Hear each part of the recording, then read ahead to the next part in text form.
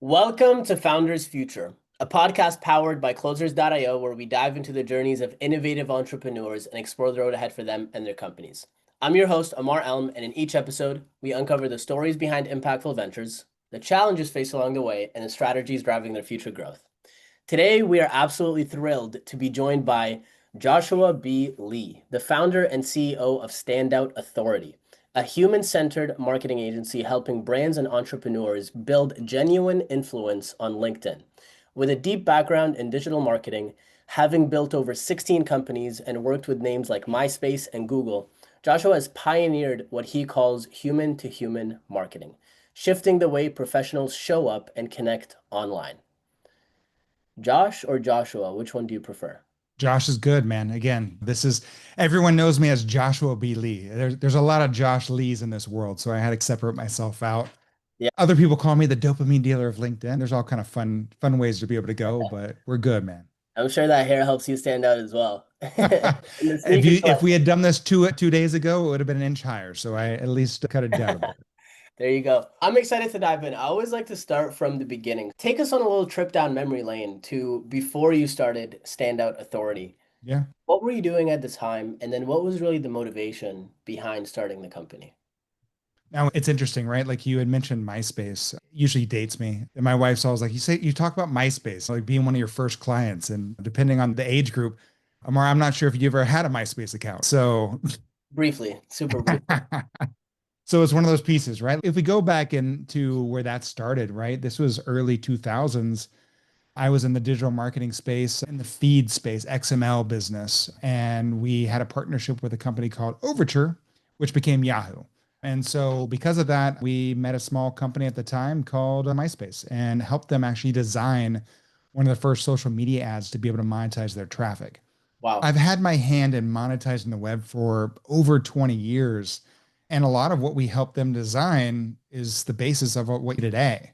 Throughout my time frame of building those different companies that you talked about, dude, I monetized everything from CPA to CPM to CPL. Name the acronym. I've probably done it and been there and figured out, but that was the problem, right? Like I was successful because I was able to, based on monetary value, right? Like I amassed a lot of wealth.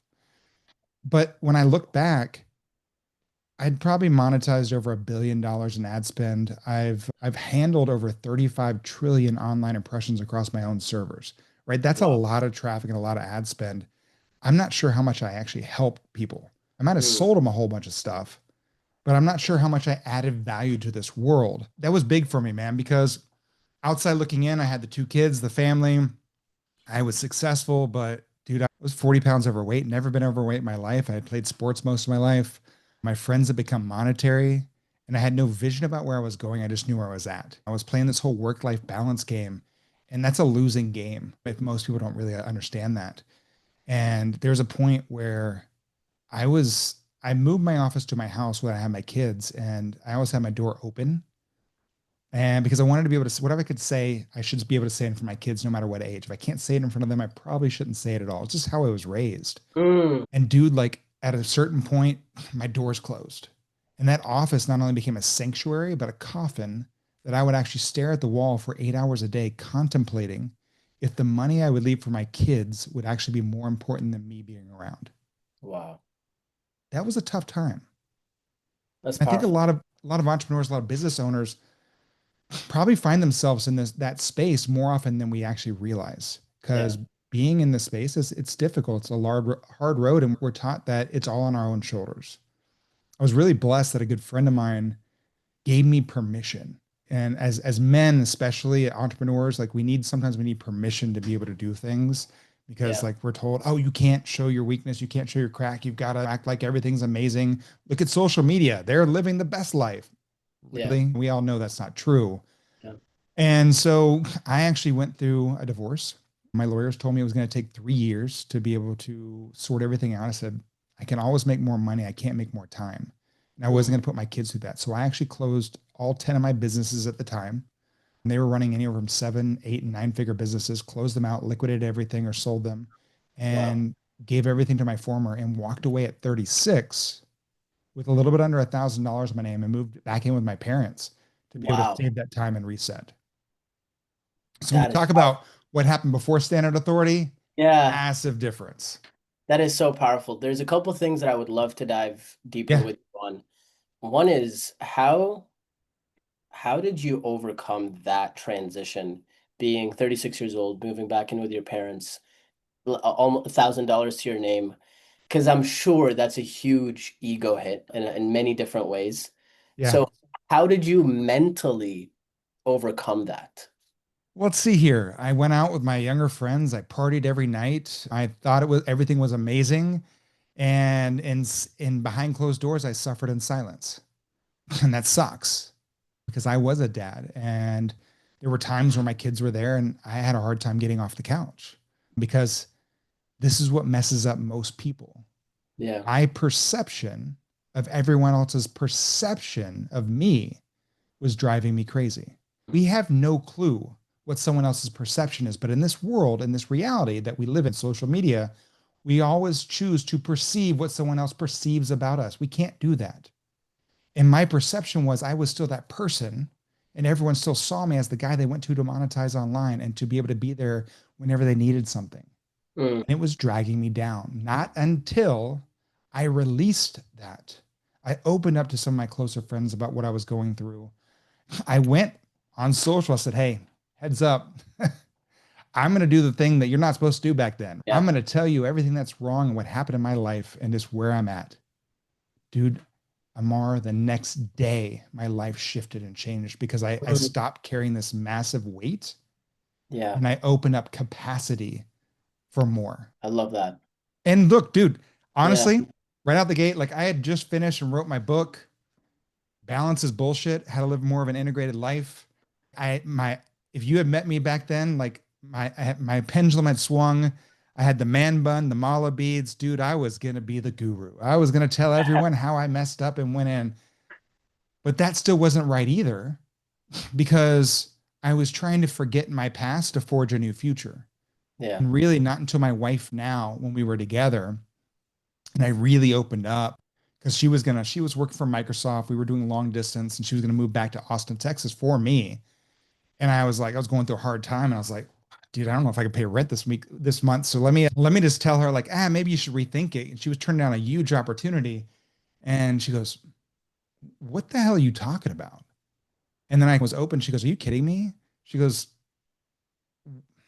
"Look, here's the thing. If the roles were reversed, you'd have my back, right?" I said, "Of course. That's what we do as men. We're taught that. We take care of people. I'm that type Protector of person. provider. Yeah, I'm Yeah, a yeah. provider. I'm a protector." And she goes, "Why can't I do that for you?" She's like, "Why can't I say I got you?" Wow. Dude, let me tell you, that was massive. I had never, outside of my parents, no one had ever told me I was the person that did that for everyone else. So that was where the real shift was and allowed me to understand I had to not forget my past to forge a new future, but learn from my past and connect it to my future. And that's where Standout Authority was born. I love that. That gave me chills when you said, "Why can't I be that for you? Why Yeah. can't I have your back?" That's when I knew I fell in love with her. I was like, this Yeah, is amazing. I had never, yeah, it's, powerful. yeah, Yeah. So let's give the listeners more context into Standout Authority. yeah. Let's start off with who would you say is your ideal customer? Who do you love to work with? And then from there, what are the different offers and services that you provide? Yeah. So here's the thing, man. Dude, I think everyone in this world needs to understand what I'm sharing because there's such a huge shift in this world because the people we work with and what we do, dude, I'm blessed, right? Like I get to work with men and women. I used to read their books on how to be able to start my own company 20 years ago. And that was that shift, right? Because getting to work with people, work with Tony Robbins, I've worked with Dan Sullivan, I've worked with Peter Diamantes. We have clients like AWS, Oracle, like we work with some amazing human beings and the people we work with, it's not about a monetary value, right? It's are you actually adding value to this world or are you just trying to monetize it? Mm, Because if you're someone coming at me going, hey, Josh, get me leads, I'm not your guy. We're not your company because there's a ton of other people behind us that will take your money because that's exactly what they do. When I hear lead generation, I think spamming, especially on LinkedIn. You're going to yeah. spam 1,000 people, hope to get the one sale, and you're like, yay, I got the one sale. You just pissed off 999 people. Mm, What we shifted and what we do is I realized very quickly there is no B2B or B2C. Business to business or business consumer, just ways to diversify ad spend. I was one of those people that helped do that, right? To get more money from people. Every company is run by another human being. Most marketers Mhm. forget that. And so that's why it's all H to H, human to human. So what we do is we help our clients educate, inspire, and draw in their audience, be able to build their personal brand to attract advocates rather than clients and allow clients to be the byproduct of what we do. When Yeah. you actually go into that, an advocate can bring me thousands of clients. A client is a one-to-one. If we're just constantly looking for clients, that's exhausting. Yeah. And so that's what we do, going through to understand how do we actually humanize their brand and Yeah. actually allow you to be able to connect with the people behind the brand, because in today's world, that's what people are looking for. And so that's Yeah. what we get to do. That's powerful. And I want to dive into more of the, I'm so sorry to use this word, lead Yeah, generation. that's okay. But we have a lot of coaches, consultants, and agencies that listen to this podcast, and I Of think this course. will be very valuable for them. When it comes to your personal client acquisition, Yeah. what does that process look like, and how do you wrap your head around client acquisition? Dude, and thank you for shifting that, because I think it's a huge difference, right? There's if I give you 1,000 leads, that's I'm still giving you to work, right? Like you've got to now work those leads to try to close them. What I want to be able to do is be able to build a high value, high end relationship that I introduce you to. And so Mm, that's what we do, right? We're building high, because either I can sell 1,000 people a dollar item, or I can sell one person $1,000 offer, right? Or higher. Like most of our clients have offers between 5,000 up to $100,000 a month offers. And we've mm, never used ads. We're not using sales. It's all about having conversations that build relationships, because relationships create opportunity. Most people go from connect to pitch, and they don't realize in this world, personal brand, like that affects that. Like you think of someone, let's say Elon Musk, right? Like before, a lot of what's happened recently, his personal brand extended everything he touched. yeah. Now his personal brand, in a good way, now his personal brand, based on some of the things he's gotten into, have affected his other businesses in a way, right? So that's how powerful that brand can stand with you. And so what we do is honestly, dude, it's the things that my mom taught me how to treat other human beings. It's where I hate cold calling, I hate cold email. So how do I actually shift that? So on LinkedIn, you're only allowed, because of marketers, and let's be honest, like I am a marketer, but marketers in this world have ruined a lot of things for many people, because we find out the shortcuts and then Yeah. we like, yeah, I'm gonna hit it as hard as I can, right? Until I get caught, and then I move on to the next hacker trick. And so what I did was I understood that the human algorithm is the one algorithm that doesn't change, right? It just evolves. So if I understand how to be able to connect with human beings, that's more powerful than understanding how to game the LinkedIn or Facebook or Instagram algorithm, because those change all the time, especially in AI. Like we don't even hear about the new algorithm shifts. They just change automatically. So what we're doing is I look for what is the trigger point, right? Did someone look at my profile? Because I can see everyone on LinkedIn that looks at my profile, Hmm. who engaged on my content. And then using Sales Navigator, which is LinkedIn's built-in CRM system, I Yeah. can actually identify very well who my ideal client is. And then there's a little button that you can click that said posted on LinkedIn in the last 30 days. The average person on LinkedIn gets less than 1% engagement. So Mm, what I'm looking for is these people take an action. That's my trigger. Now I respond. Hey, Amar, I saw you looked at my profile, man. Just want to reach out and say thank you. Thank you creates a stopgap in someone's pattern when they're thanked for something that they take for granted. We've been conditioned over the last 20 years. Our human algorithm is to comment, share, post, comment, share, post. And we do that without thinking. yeah. When I say, Amar, I saw you look at my profile, man. Thank you. Love to find out what pushed you to check me out. That starts a conversation. That's different than, oh, Amar, dude, you wear shirts? Me too. Let's connect. And then I can pitch you 2 seconds later. Yeah. That's the difference, right? Or I saw you like my recent post. Just want to reach out and say thank you. Love to find out what pushed you and engage. Or I saw your recent post on your podcast with Joshua Lee, man. Dude, thank you so much. I really enjoyed that.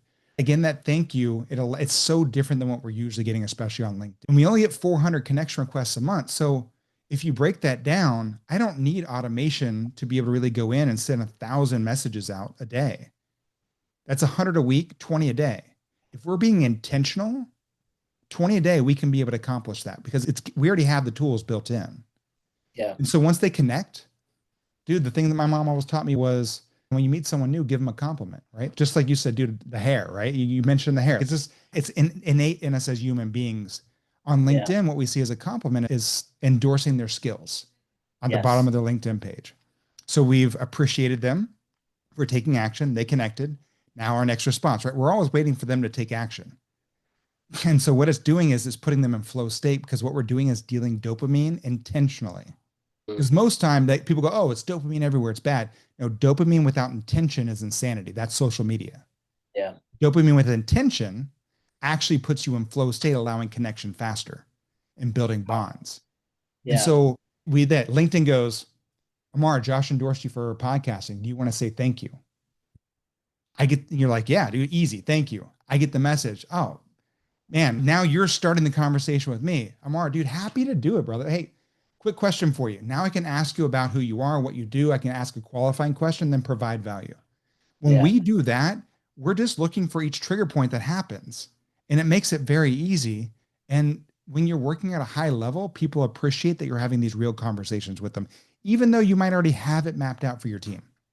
Yeah. I love that. You answered my question before I even asked it. And do you automate this stuff? Do you have a VA doing this? But 20 a day, you could get that done in 30 minutes. Correct. It When doesn't you're take down and you know your audience, you know your voice, and that's how we do it. Now, before all that, I don't want anyone to ever send a message out or even post a piece of content before they rock out their LinkedIn profile because that's more important than ever because that's like your website. yeah. Actually, it's higher than your website because the Moz score on LinkedIn is 100 out of 100. That's how they rank SEO. So, like, I guarantee you, if anyone here listening searches your name, even if you're just have your profile on LinkedIn, it will either be the number one listing or one of the top three. Mm, So you really want to flush that LinkedIn profile out, not just your resume, but tell your career story, where you mm, started, where you're at, where you're going, right? Like really go deep on it because you don't want them to bounce, right? We always 100. talk about bounce rates. Oh, I sent an email, the bounce rate to my website was X, right? We don't want that. We want them to be able to stay. We want to retain because that's what does all the selling. Yeah. And so That's build that out. And then, you got a question, but I gotta say this because I think it's really important. As you can tell, I get excited about this stuff. yeah. It's not only important now because we're talking about how it gets indexed on Google. Microsoft owns LinkedIn. They bought them a couple of years ago for $24.6 billion cash. Like the platform's now worth almost 90 billion. Massive, great investment opportunity for them, right? Like they made a ton of cash. But because of that, they also own another little platform. They don't really come out public about it. They say they don't, but let's be honest, we all know they own OpenAI, aka ChatGPT. Because Yeah. of that, they've been working over the last year and a half, and I've had the honor of working with them on the beta side. Because LinkedIn is indexed so well on Google, they've been leveraging LinkedIn as well and indexing it because it's such a trusted platform of information for Mm, not only the future of business, but the future of search.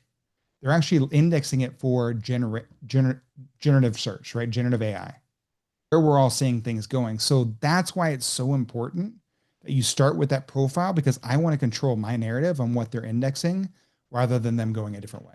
yeah. That's powerful. We're running a little late on time, You're like, but shut up, dude. I love this. I love this so much. But then I'm like, there's so much I want to cover with you.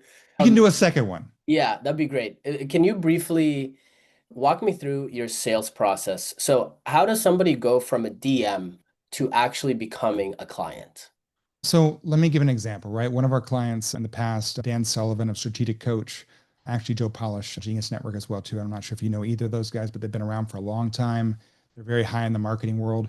We came up with a qualifying question. So like we do the endorsement, they reach out, we say thank you. Hey, I got a quick question for you. So the question we're asking is an A, B, or silent answer C, and this is how we understand where it goes. For them, they love the both. The same question was, do you consider yourself an entrepreneur or a business owner with an entrepreneurial mindset? What that allows us to do is understand where they're at. And I want them to think, not, hey, are you making seven figures? Because let's be honest, like Yeah, less than 4% of all the US based companies make seven figures or more. yeah, And that's a low, like we talk about that. I'm going to help you make seven figures, dude. It's a hard road to go down. So like even asking someone that is difficult. When you ask that entrepreneur, I think, okay, early on in their career, or they're burning the candle at both ends because they've been an entrepreneur for a long time. That's exhausting. Business owner with an entrepreneurial mindset, they've got a growth mindset. They probably have a team. Now I have a different opportunity. Or silent answer C, I work for somebody else because you never know. They get caught in your funnel because we yeah, want advocates, people that care, that are going to engage because they'll bring more clients to us. So A, entrepreneur, cool. I can nurture them, right? I can send them a PDF, something like that's going to nurture them and get them ready, get them on my email list when they are ready for that. A business owner with an entrepreneurial mindset, man, I love people that think that way. I'd love to be able to have a deeper conversation with you. You have 15 minutes to tell me more about your thinking. Where again, we're making it about them. Mm, Everything's always about them. People love to talk about what they do. yeah. Or C, with Dan Sullivan, we actually helped them when he relaunched the book Who Not How with Dr. Benjamin Hardy, who was our client as well. And we helped them. We said, hey, I'd love to be able to send you a free copy of our new release book, Who Not How. Wow. And so that's how we're actually doing that. When you're doing it, it starts slow, but then it builds up, right? And you're talking to a higher level of opportunity. We Yeah. also use like LinkedIn events. I'm like, it's super powerful. Like you can, if you do a LinkedIn event, you can actually get, and we do this for all our clients. You give a 4 to 6 lead window. Let's say you and I are doing an event tomorrow. Each one of us, if we do 4 weeks, each one of us gets 1,000 invites a week to our audience. That means after 4 weeks of building an event, we can invite 8,000 people. And if you do it from your business page, you can also now get a GDPR certified email opt-in. So now I get your first name, last name, and email address that not only can I follow up with you on LinkedIn, I can actually now nurture you pre and post event via email. So Yeah. those are just some of the ways that we do it. Yeah. I love that. I'm curious, after all of this time in business Yeah, and Standout Authority today, what do you personally feel like is the biggest challenge you're facing right now? I'm working on it right now. It's a great question. It's being able to quantify brand, right? The human brand right now, people going in like, how much do you charge to? Yes, there's going to be leads and there's going to be opportunities. There's going to be clients that come from what we do, but it's not always a direct one-to-one ROI, right? Like what you have to be able to look at that and what it actually brings to the visibility and the authority that you're trying to be able to do in this space. So that's the biggest thing. And we're now in the process of actually building that out. What's going to be called the Humanize, Humanize impact score, actually quantifying what your personal brand actually brings back and represents to your company. And so Mm, what I see that doing is not only empowering the C-level executives at the business, but when we have clients like AWS, if you're able to quantify the personal brand of every single employee at that company and be able to gamify it and be able to show in, now you're empowering your entire workforce to be your social selling army and you know exactly what it's doing for your business. yeah. I'm excited about that. And I think it's really going to change the game on how Yeah. things are shown and to be able to really empower human beings in a world of AI right now. When you think of your vision, let's say over the next 24 months, is Yeah. it mainly focus on the humanize right now and building that out and quantifying the brand, or is it, or would you add anything else? Are there specific revenue targets, performance targets? I'm curious what your I thought process. mean, there always are for my team. I'm very blessed, right? Like by doing this so often, I also partner with my wife, Rachel B. Lee at the company. She's amazing. Last year, I got my ego out of the way and I realized that I am not the best to be the CEO of the company.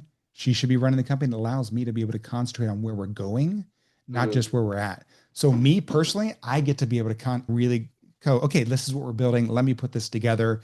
Here's the different SaaS platforms. Here's the different opportunities. Here's how to monetize. So there's always those different opportunities. But as a company, you can't do both.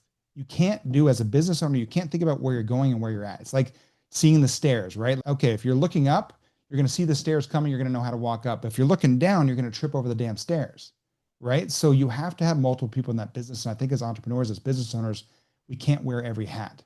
Yeah, do we have revenue goals? 100%. Do I believe that Humanize is a $100 million brand?